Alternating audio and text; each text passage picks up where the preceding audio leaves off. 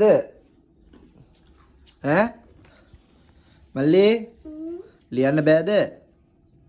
ඇයි ඒ? මේ පතිරාජ ටීචර්ගෙන් ගුටි ගන්න වෙයි ඈ. ඔයි. පතිරාජ ටීචර්ගෙන් ගුටි ගන්න වෙයි ඈ.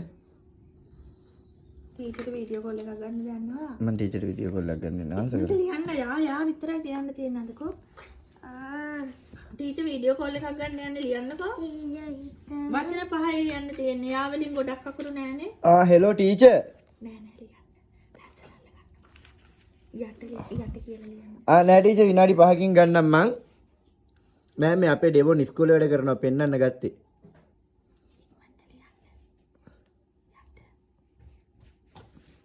ලියනවා කියන්නේ. ලියනවා ටීචර් දැන් ලියනවා. හා ටීචර් හරි.